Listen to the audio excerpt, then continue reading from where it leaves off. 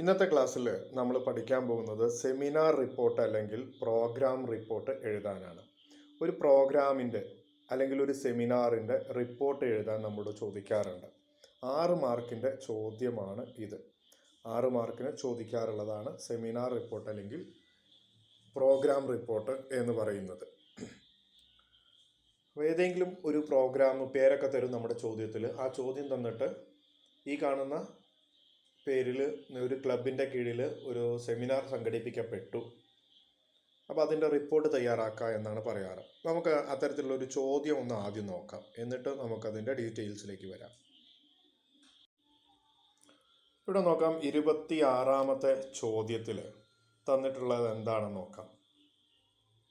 Inspired by Christine Lagarde speech the 3 L's of empowerment, Sauhrida Club of your school has decided to conduct a seminar on International Women's Day, March 8th. Prepare a report of seminar. ഉണ്ടോ? Seminar report തയ്യാറാക്കുകയാണ്. 6 മാർക്കിന് ചോദിക്കുന്ന ചോദ്യമാണ്. അപ്പോൾ ഇവിടെ എന്താണ് വിഷയം എന്ന് പറഞ്ഞിട്ടുണ്ട്, ആരാ നടത്തുന്നൊക്കെ പറയാം. ക്രിസ്റ്റീനെ ലഗാർഡയുടെ പ്രസംഗത്തെ ഉൾക്കൊണ്ട് 3 L's of empowerment എന്ന് പറയുന്ന പാഠഭാഗത്തെ ഉൾക്കൊണ്ട് സൗഹൃദ ക്ലബ്ബ്, നമ്മുടെ സ്കൂളിലെ സൗഹൃദ ക്ലബ്ബ് ഒരു സെമിനാർ സംഘടിപ്പിക്കുന്നു. അപ്പോൾ ആരാ ഇത് നടത്തുന്നതെന്ന് നമുക്ക് ആദ്യം നോക്കി വെക്കണം. ആരാണ്? സൗഹൃദ ക്ലബ്ബാണ് ഇത് നടത്തുന്നത്. എന്താ നടത്തുന്നത്? സെമിനാറാണ്. എന്തിനെക്കുറിച്ചാണ്? ഇന്റർനാഷണൽ വിമൻസ് ഡേ കുറിച്ചാണ് സെമിനാർ നടത്തുന്നത്. എന്നാണ്? മാർച്ച് 8-ാം തീയതിയാണ്.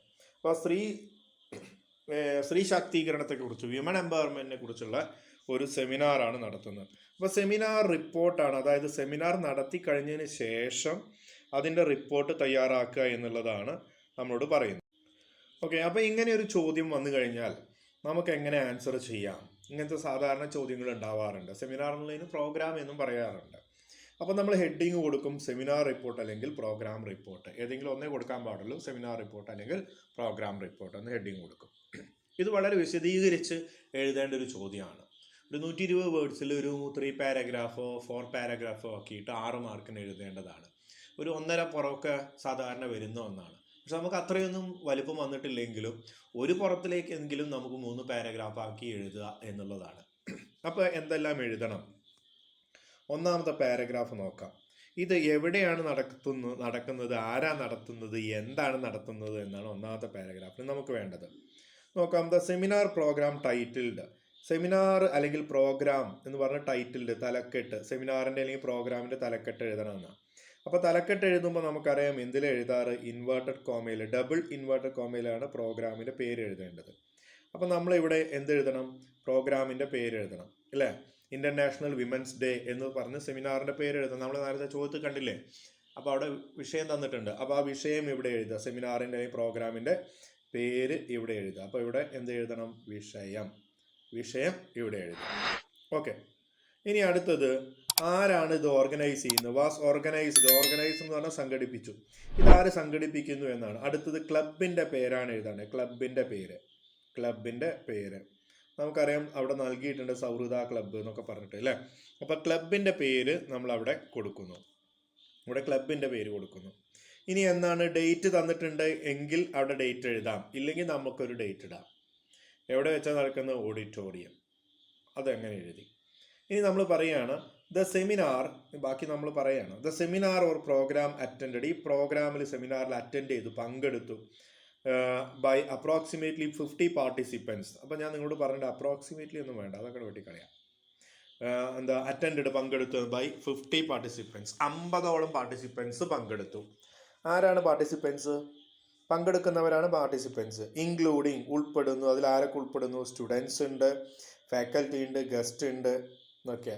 വേരിയസ് ഡിപ്പാർട്ട്മെൻറ്റ് അങ്ങനെയൊക്കെ പറഞ്ഞിട്ടുണ്ട്. അതൊന്നും വേണ്ട, അതൊക്കെ നമുക്ക് വെട്ടിക്കളയാം. പഠിക്കാൻ ബുദ്ധിമുട്ടുള്ളതാണെങ്കിൽ ഇതൊക്കെ കളയാം. പഠിക്കാൻ കഴിയുന്നവരാണെങ്കിൽ വേരിയസ് ഡിപ്പാർട്ട്മെൻറ്റ് ആൻഡ് ഇൻസ്റ്റിറ്റ്യൂഷൻ എന്നൊക്കെ എഴുതുക.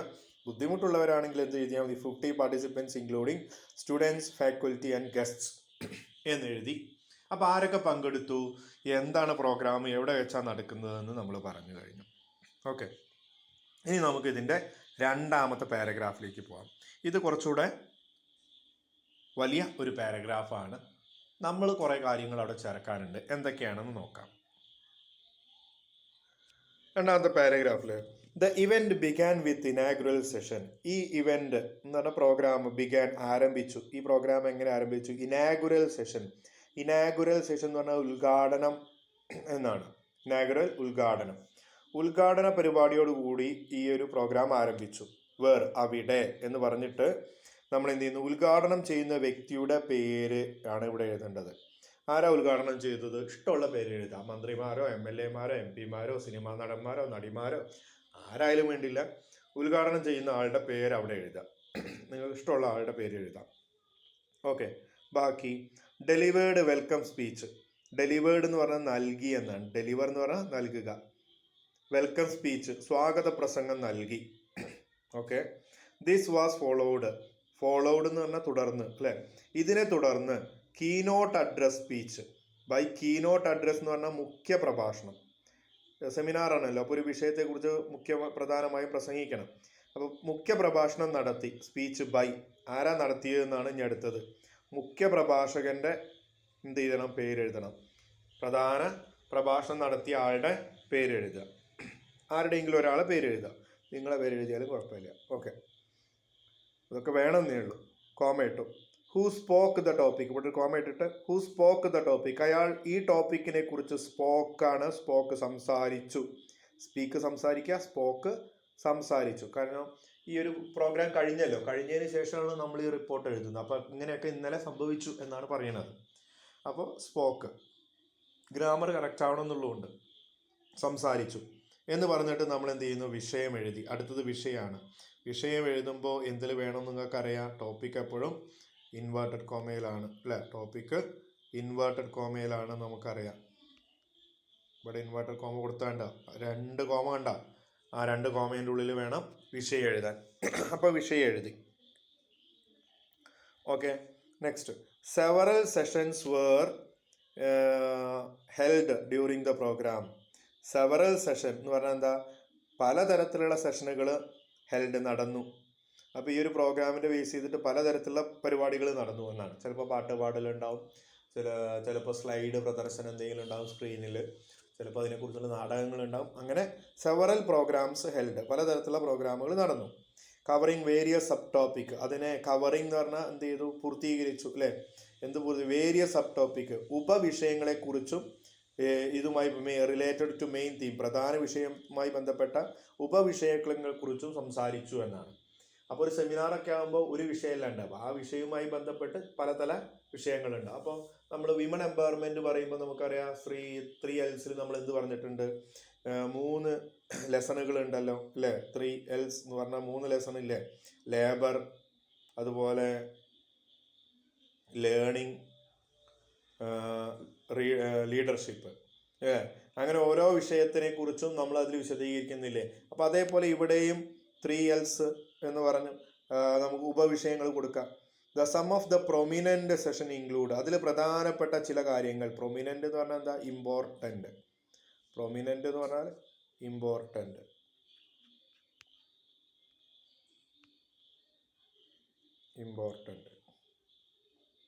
അപ്പോൾ പ്രധാനപ്പെട്ട ചില കാര്യങ്ങൾ നടന്നു. അപ്പോൾ ഒരു ടോപ്പിക്, ഒരു വിഷയം കൊടുക്കുക, അത് പറഞ്ഞതാരാന്ന് എഴുതേണ്ടത്. അപ്പോൾ പ്രധാന ടോപ്പിക് ആരാ പറഞ്ഞത് നമ്മൾ മുകളിൽ പറഞ്ഞു. ഇനി ഉപവിഷയങ്ങൾ പറഞ്ഞു എന്നാ. അപ്പോൾ ഉപവിഷയങ്ങൾ ഏതൊക്കെയാണ് നമ്മൾ പറയണം, ആ ഒരു വിഷയവുമായി ബന്ധപ്പെട്ട്. അപ്പോൾ ഡ്രഗ് അബ്യൂസ് ആണെങ്കിൽ നമുക്കെന്ത് പറയാം?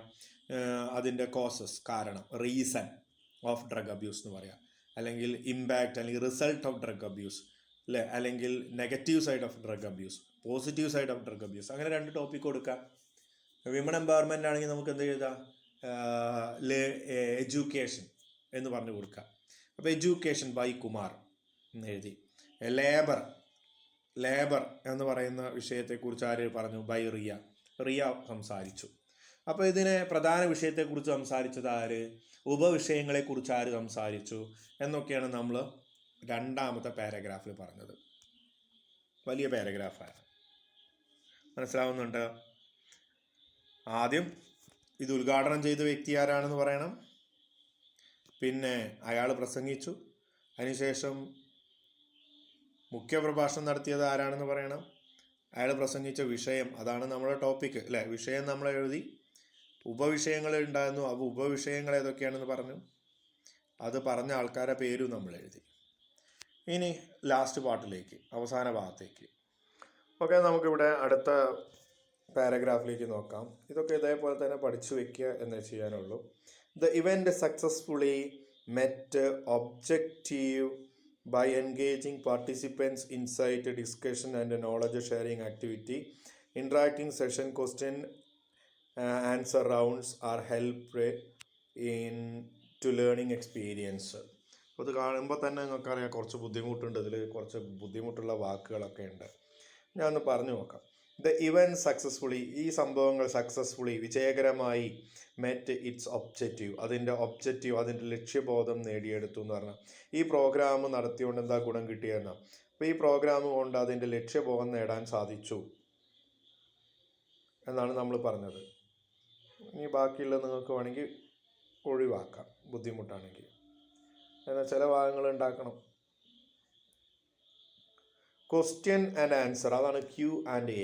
Question and answer round are held learning experience. Question and answer round നടന്നു, അത് ഹെൽപ്ഡ് സഹായിച്ചു. ലേണിംഗ് എക്സ്പീരിയൻസ്, പഠിക്കാനുള്ള അനുഭവങ്ങൾ പങ്കുവയ്ക്കുന്ന ക്വസ്റ്റ്യൻ ആൻസർ സെഷൻ നടന്നു. അപ്പോൾ ഈ 2 വരിയെങ്കിലും നിങ്ങൾക്ക് അവിടെ എഴുതിക്കൂടെ. The event successfully met objectives, ഈ സംഭവങ്ങൾ എന്ത് ചെയ്തു, അതിൻ്റെ മെറ്റ് കണ്ടുമുട്ടി എന്ന് പറഞ്ഞാൽ മീറ്റ് ചെയ്തു. എന്തിൻ്റെ ഒബ്ജക്റ്റീവ് എന്ന് പറഞ്ഞാൽ ലക്ഷ്യബോധം. സെമിനാർ അതിൻ്റെ ലക്ഷ്യബോധം നേടിയെടുത്തു എന്ന് പറഞ്ഞാൽ അത് വിജയകരമായി അതിൻ്റെ ലക്ഷ്യം നേടി. പിന്നെയോ ക്വസ്റ്റ്യൻ ആൻസർ റൗണ്ടും നടന്നു. ദ പാർട്ടിസിപ്പൻസ് ആക്റ്റീവ്ലി, അപ്പോൾ ഇതിൻ്റെ ബാക്കിയായിട്ട് എഴുതണം കേട്ടോ. ദ പാർട്ടിസിപ്പൻസ്, പങ്കാളികൾ എന്ത് ചെയ്തു, actively took part all session, എല്ലാ സെഷനിലും നന്നായി പങ്കെടുത്തു.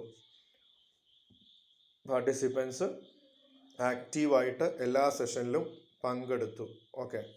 The overall outcome of the seminar, സെമിനാറിൻ്റെ ഓവറാൾ ഔട്ട്കം, ആകെ മൊത്തം തുക എന്ന് പറയുന്നത് സാറ്റിസ്ഫാക്ടറി ആയിരുന്നു, വളരെ സംതൃപ്തമായിരുന്നു. അപ്പോൾ അങ്ങനെ വേണമെങ്കിലും പറയാം. ഈ ഇടയിലുള്ള വെട്ടിക്കളഞ്ഞിട്ട് the overall outcome of the seminar was satisfactory. Okay. അപ്പോൾ ഇത് ഒന്നിച്ച് ഒരു പാരഗ്രാഫാക്കി മാറ്റാം കേട്ടോ. ഇതിൽ ഈ ഒരു സെൻറ്റൻസും ബാക്കി ഇപ്പുറത്ത് പറഞ്ഞതും കൂടെ ചേർത്തിട്ട് ഒരു പാരഗ്രാഫാക്കാം. ഇനി നമ്മളിതിൻ്റെ ക്ലോസിങ്ങിലേക്ക് വരിക. അവസാനം എഴുതേണ്ടത് എന്താണ്? ഇൻ കൺക്ലൂഷൻ, ഞാനിവിടെ അവസാനിപ്പിക്കാൻ പോകുമ്പോൾ എന്നാണ് പറഞ്ഞത്. കൺക്ലൂഷൻ ചെയ്യുമ്പോൾ സെമിനാർ അല്ലെങ്കിൽ ഈ പ്രോഗ്രാം വെൽ ഓർഗനൈസ്, നന്നായി ഓർഗനൈസ് ചെയ്തിട്ടുണ്ട്. ഇൻഫോർമേറ്റീവാണ്, വളരെയധികം വിവരങ്ങൾ നൽകാൻ സഹായിച്ചു. എൻറിച്ചിങ് എക്സ്പീരിയൻസ് ഒക്കെ വർദ്ധിപ്പിക്കാൻ നമ്മളെ സഹായിച്ചു. എൻറിച്ച് എന്ന് പറഞ്ഞാൽ എന്താ, സമ്പുഷ്ടമാക്കുക, വർദ്ധിപ്പിക്കുക എന്നൊക്കെയാണ്. അപ്പോൾ അനുഭവജ്ഞാനമൊക്കെ വർദ്ധിപ്പിക്കാൻ നമ്മളെ സഹായിച്ചു. I would like to thank, എനിക്ക് നന്ദി പറയാൻ ആഗ്രഹിക്കുന്നു. ആരോടാണ് നന്ദി പറയുന്നത്? ക്ലബിൻ്റെ പേര് എഴുതുക, ക്ലബിലെ നടത്തിയത്, ക്ലബിൻ്റെ പേര് എഴുതുക. ആൻഡ് ദ ഓർഗനൈസിങ് ടീം, ക്ലബിനോടും ഓർഗനൈസ് ചെയ്ത ടീമിനോടും ഞാൻ നന്ദി പറയുന്നു. ഇൻ കൺക്ലൂഷൻ അല്ലേ, ഈ സെമിനാർ റിപ്പോർട്ട് കൺക്ലൂഡ് ചെയ്യുമ്പോൾ, അവസാനിപ്പിക്കുമ്പോൾ, seminar programme was well organised, seminar programme നന്നായി ഓർഗനൈസ് ചെയ്ത് സംഘടിപ്പിച്ചു. ഇൻഫോർമേറ്റീവാണ്, വിവരങ്ങൾ നൽകുന്നതായിരുന്നു. എൻറിച്ചിങ് എക്സ്പീരിയൻസ്, അനുഭവങ്ങൾ പങ്കുവയ്ക്കുന്നതായിരുന്നു. I would like to thank, എനിക്ക് നന്ദി പറയാൻ ആഗ്രഹിക്കുന്ന ആരോട് എന്ന് പറഞ്ഞ് ക്ലബിൻ്റെ പേരാണ് എഴുതേണ്ടത്, ക്ലബിൻ്റെ പേര്. അത് കഴിഞ്ഞിട്ട് ഓർഗനൈസിങ് ടീം, ഇങ്ങനെയാണ് എഴുതേണ്ടത്. അപ്പോൾ ഇത്രയാണ് ഒരു സെമിനാർ റിപ്പോർട്ട് ചോദിക്കുമ്പോൾ എഴുതേണ്ടത്. ഈ മാർച്ചിൽ ചോദിച്ചിരുന്നു നമുക്ക് പരീക്ഷയ്ക്ക്, അതിന് മുന്നത്തെ വർഷവും ചോദിച്ചിരുന്നു, 2022 ചോദിച്ചിരുന്നു. 2-3 വർഷമായിട്ട് സെമിനാർ റിപ്പോർട്ട് അല്ലെങ്കിൽ പ്രോഗ്രാം റിപ്പോർട്ട് ചോദിക്കാറുണ്ട് 6 മാർക്കിന്. അപ്പോൾ ഇത് നന്നായിട്ട്, കുറച്ച് വലുതാണെങ്കിലും നന്നായിട്ട് എഴുതി തന്നെ പഠിക്കുക, റിസ്ക് എടുക്കണം, എന്നാലേ നമുക്ക് കാര്യമുള്ളൂ. ഇത് കുറച്ചുണ്ട് എന്ന് പറഞ്ഞ് ഒഴിവാക്കാൻ നിന്നാൽ ഇങ്ങനെയുള്ള ചോദ്യങ്ങൾ നമുക്ക് നഷ്ടപ്പെട്ട് കഴിഞ്ഞാൽ വലിയ മാർക്കിൻ്റേതാണ് പോകുന്നത്. 6 മാർക്ക് നമുക്കിവിടെ നഷ്ടപ്പെടാനൊന്നുമില്ല, നേടാനാണെങ്കിൽ ഒരുപാടുണ്ട്. അതുകൊണ്ട് ടൈം എടുത്ത് പഠിക്കുക, നന്നായിട്ട് അധ്വാനിക്കുക. ഓക്കെ.